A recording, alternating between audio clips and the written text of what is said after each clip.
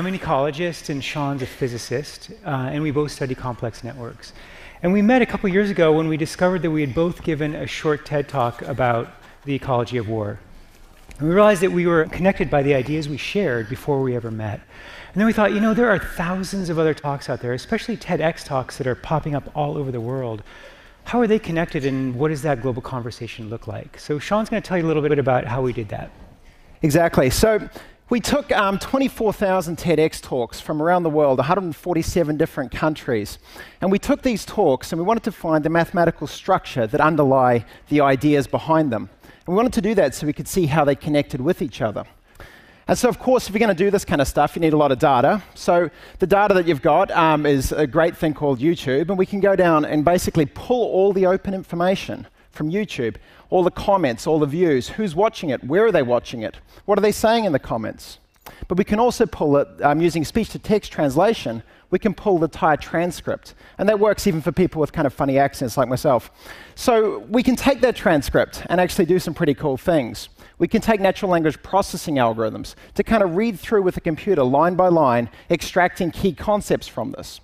And we take those key concepts and they sort of form this kind of mathematical structure of an idea. And we call that the memome. And the memome, quite simply, is the mathematics that underlies an idea. And we can do some pretty interesting analysis with it, which I want to share with you now. So each idea has its own memome, and each idea is kind of unique with that. But of course, ideas, they borrow from each other. They kind of steal sometimes, and they certainly build on each other. And we can go through mathematically and take the memome from one talk and compare it to the memome from every other talk. And if there's a similarity between the two of them, we can create a link and represent that as a graph, just like Eric and I are connected. So that's theory, that's great. Let's see how it works in actual practice. So what we've got here now is the global footprint of all the TEDx talks over the last 4 years, exploding out around the world, from New York all the way down to little old New Zealand in the corner. And what we did on this is we analyzed the top 25% of these, and we started to see where the connections occurred, where they connected with each other. Cameron Russell, talking about image and beauty, connected over into Europe. We've got a bigger conversation about Israel and Palestine radiating outwards from the Middle East. And we've got something a little broader like big data with a truly global footprint reminiscent of a conversation that is happening everywhere. So from this, we kind of run up against the limits of what we can actually do with a geographic projection. But luckily, computer technology allows us to go into multidimensional space. So we can take now a network projection and apply a physics engine to this, and the similar talks kind of smash together, and the different ones fly apart, and what we're left with is something quite beautiful. So I want to just point out here that every node is a talk. They're linked if they share similar ideas. And that comes from a machine reading of entire talk transcripts. And then all these topics that pop out, they're not from tags and keywords. They come from the network structure of interconnected ideas. Keep going. Absolutely. So I got a little quick on that, but he's going to slow me down. We've got education connected to storytelling, triangulated next to social media. You've got, of course, the human brain right next to healthcare, which you might expect. But also you've got video games, which is sort of adjacent as those two spaces kind of interface with each other. But I want to take you into one cluster that's particularly important to me, and that's the environment. And I want to kind of zoom in on that and see if we can get a little more resolution. So as we go in here, what we start to see, apply the physics engine again, we see what's one conversation is actually composed of many smaller ones. The structure starts to emerge where we see a kind of fractal behavior of the words and the language that we use to describe the things that are important to us all around this world. So you've got food economy and local food up the top. You've got greenhouse gases, solar, and nuclear waste. What you're getting is a range of smaller conversations, each connected to each other through the ideas and the language they share, creating a broader concept of the environment. And of course, from here, we can go in and zoom in and see, well, what are young people looking at? And they're looking at energy technology and nuclear fusion. This is their kind of resonance for the conversation around the environment. If we split along gender lines, we can see females resonating heavily with food economy, but also out there in hope and optimism. And so there's a lot of exciting stuff we can do here, and I'll throw to Eric for the next part. Yeah, I mean, just to point out here, you cannot get this kind of perspective from a simple tag search in YouTube, right? This perspective. Let's now zoom back out to the entire global conversation out of environment and look at all the talks together.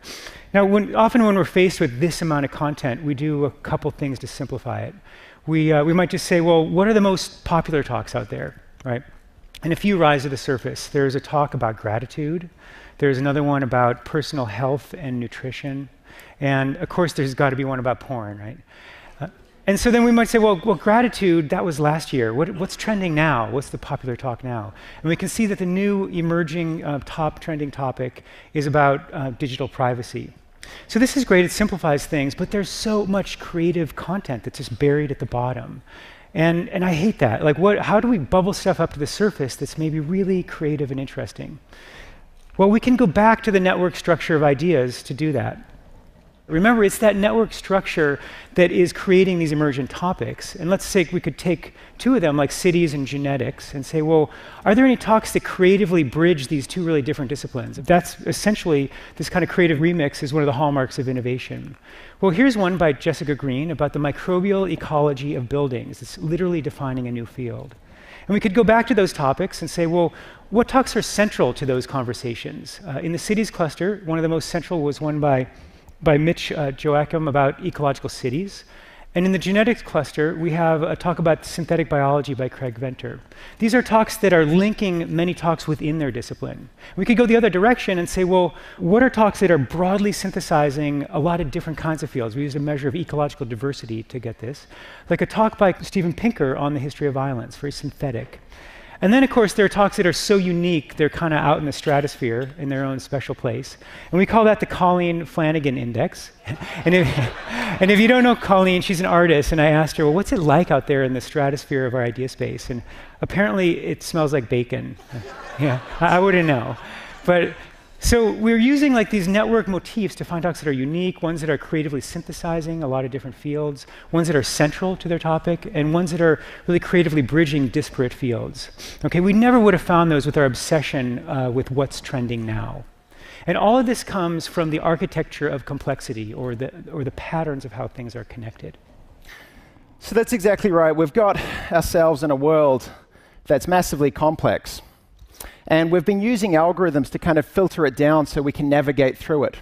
And those algorithms, whilst being kind of useful, are also very, very narrow. And we can do better than that, because we can realize that complexity is not random. It has mathematical structure. And we can use that mathematical structure to go and explore things like the world of ideas, to see what's being said, to see what's not being said, and to be a little bit more human, and hopefully a little smarter. Thank you.